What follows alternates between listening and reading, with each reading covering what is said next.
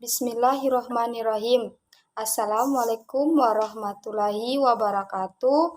Saya atas nama Juniati Lajuna dengan stambuk A1H1200012 dari jurusan Pendidikan Guru Pendidikan Anak Usia Dini, Fakultas Keguruan dan Ilmu Pendidikan Universitas Halu Oleo. Pada video kali ini saya akan menjelaskan mengenai materi dari bab 1 hingga bab 5 pada mata kuliah Filsafat Pendidikan. Bab 1, Ruang Lingkup Filsafat Ilmu. A. Ilmu sebagai objek kajian filsafat. Ilmu dikatakan sebagai objek kajian filsafat dikarenakan cakupan objek filsafat lebih luas dibandingkan dengan ilmu, karena ilmu hanya terbatas pada persoalan empiris saja, sedangkan filsafat mencakup yang empiris, yang tampak, dan yang non-empiris atau metafisika tidak tampak. B. Pengertian filsafat ilmu. A. Filsafat dan hikmah. Filsafat berasal dari bahasa Yunani philosophia yang terdiri atas dua kata philos, cinta atau philia, persahabatan, tertarik kepada, dan sophos, hikmah, kebijaksanaan, pengetahuan, keterampilan, pengalaman praktis, inteligensi. Jadi secara etimologi filsafat berarti cinta kebijaksanaan atau kebenaran, love of wisdom, atau biasa disebut dengan hikmah. B. Pengertian ilmu. Ilmu berasal dari bahasa Arab alimu ya'lamu, ilman yang berarti mengerti, memahami, benar-benar.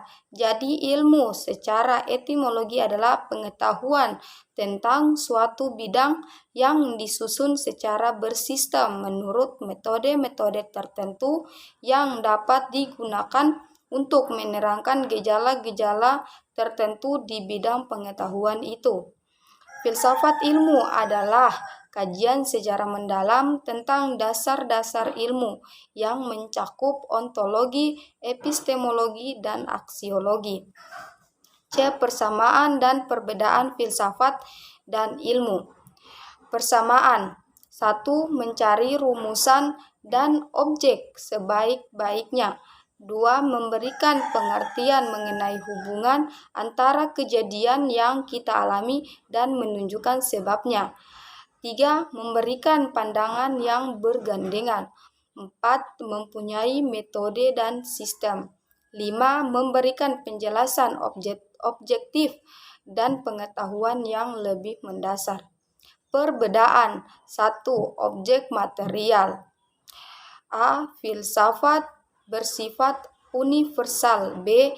Ilmu bersifat khusus dan empiris. 2. Objek formal. A. Filsafat bersifat non-fragmentaris. B. Ilmu bersifat fragmentaris, spesifik, dan intensif. 3. Pelaksanaan. Filsafat dilaksanakan dalam suatu suasana pengetahuan yang menonjolkan daya spekulasi, kritis, dan pengawas. Ilmu diadakan riset lewat pendekatan trial dan error. 4. Muatan. A. Filsafat pertanyaan lebih jauh dan lebih mendalam berdasarkan pada pengalaman realitas sehari-hari. B. Ilmu bersifat diskursif, pengetahuan dari tidak tahu menjadi tahu. 5. Lingkungan. A. Filsafat memberikan penjelasan secara mendasar. B. Menunjukkan sebab-sebab yang tidak begitu mendalam. C. Tujuan filsafat ilmu. A. Mendalami unsur-unsur pokok ilmu. B. Memahami sejarah pertumbuhan, perkembangan, dan kemajuan ilmu di berbagai bidang. C. Menjadi pedoman bagi para dosen dan mahasiswa dalam mendalami studi di perguruan tinggi. D. Mendorong para calon ilmuwan untuk berkonsisten dalam mendalami ilmu dan mengembangkannya. E. Mempertegas bahwa dalam persoalan sumber dan tujuan antara ilmu dan agama tidak ada pertentangan. Bab 2. Sejarah perkembangan ilmu. A. Landasan ilmu pada zaman Yunani. Menurut Thales 624 sampai 546 sebelum Masehi, ia mengatakan asal alam adalah air karena air unsur penting bagi setiap makhluk hidup. 2. Menurut Anaximandros 610 sampai 540 sebelum Masehi, ia mengatakan bahwa unsur utama alam harus yang mencakup segala dan di atas segalanya yang dinamakan apeiron. 3. Menurut Parmenides 515 sampai 440 sebelum Masehi, ia mengatakan atau mengemukakan bahwa gerak dan perubahan tidak mungkin terjadi. 4. Menurut Pythagoras 580 sampai 500 sebelum Masehi, ia berpendapat bahwa tidak ada satupun di alam ini terlepas dari bilangan. 5. Protagoras 480 sampai 411 sebelum Masehi, ia menyatakan bahwa manusia adalah ukuran kebenaran atau humanisme. 6. Socrates, ia berpendapat bahwa ajaran dan kehidupan adalah satu dan tak dapat dipisahkan satu dengan yang lainnya. Oleh karena itu, dasar dari segala penelitian dan pembahasan adalah pengujian itu sendiri. 7. Menurut Plato 429 sampai 347 sebelum Masehi, menurutnya kebenaran umum itu ada bukan dibuat-buat, bahkan sudah ada di dalam idea. 8. Aristoteles 384 sampai 322 sebelum Masehi, ia berlogika yang mendasar pada analisis bahasa yang disebut silogisme. B. Perkembangan ilmu zaman Islam. Sejarah perkembangan ilmu dalam Islam terbagi dalam beberapa zaman. 1. Penyampaian ilmu dan filsafat Yunani ke dunia Islam. 2. Perkembangan ilmu pada masa klasik. 3. Perkembangan ilmu pada masa kejayaan Islam. 4. Ada 4 masa keruntuhan tradisi keilmuan dalam Islam. C. Kemajuan ilmu Renaissance dan modern. 1. Masa Renaissance abad 15 sampai 16 Masehi. 2. Zaman modern abad 17 sampai 19 Masehi. 3. Ilmu yang berbasis rasionalisme dan empirisme. 4. Perkembangan filsafat pada zaman modern. D. Kemajuan ilmu zaman kontemporer. Zaman kontemporer pada area tahun terakhir yang kita jalani hingga saat sekarang ini. Beberapa contoh perkembangan ilmu kontemporer adalah 1. Santri pria di Abangan. 2. Munculnya teknologi rekayasa genetika. 3. Munculnya teknologi informasi. 4. Munculnya teknologi praktikal elementer. 5. Sains. Bab 3. Pengetahuan dan ukuran kebenaran. A. Definisi dan jenis pengetahuan. Secara etimologi, pengetahuan berasal dari kata dalam bahasa Inggris yaitu knowledge. Secara terminologi, pengetahuan merupakan hasil proses dari usaha manusia untuk tahu. 1. Jenis pengetahuan. Menurut Burhanuddin Salam, pengetahuan yang dimiliki manusia ada 4. Yang pertama, pengetahuan biasa. Yang kedua, pengetahuan ilmu atau science. Yang ketiga, pengetahuan filsafat. Yang keempat, pengetahuan agama. 2. Perbedaan pengetahuan dengan ilmu. Pengetahuan merupakan hasil tahu manusia terhadap sesuatu atas segala perbuatan manusia untuk memahami suatu objek tertentu. Pengetahuan bersifat prailmiah dengan pengetahuan ilmiah. Ilmu adalah suatu bentuk aktivitas manusia dengan melakukan umat manusia memperoleh suatu pengetahuan. Ilmu bersifat kegiatan. B. Hakikat dan sumber pengetahuan. 1. Hakikat pengetahuan. A. Realisme. Realisme berpendapat bahwa pengetahuan adalah benar dan tepat bila sesuai dengan kenyataan. B. Idealisme. Idealisme berpendapat bahwa untuk mendapatkan pengetahuan yang benar-benar sesuai dengan kenyataan adalah mustahil. Bagi idealisme, dunia dan bagian-bagiannya harus dipandang sebagai hal yang memiliki hubungan seperti organ tubuh. 2. Sumber pengetahuan. A. Empiris. Menurut aliran ini, manusia mendapatkan pengetahuan berdasarkan pengalamannya. B. Rasionalisme. Aliran ini menyatakan bahwa akal adalah dasar kepastian pengetahuan. C. Intuisi. Intuisi adalah suatu pengetahuan yang langsung, yang mutlak, dan bukan pengetahuan yang bersifat simbolis. D. Wahyu. Wahyu adalah pengetahuan yang disampaikan oleh Allah kepada manusia lewat perantara para nabi. C. Ukuran kebenaran. Ada 3 jenis ukuran kebenaran. Yang pertama, kebenaran epistemologi adalah kebenaran yang berhubungan dengan pengetahuan manusia. 2. Kebenaran ontologis adalah kebenaran sebagai sifat dasar yang melekat pada hakikat segala sesuatu yang ada atau diadakan. 3. Kebenaran simastis adalah kebenaran yang terdapat serta melekat dalam tutur kata dan bahasa. D. Klasifikasi dan hierarki ilmu menurut Al-Ghazali. Yang pertama, ilmu syariah. Yang kedua, ilmu akliyah. Bab 4. Dasar-dasar ilmu.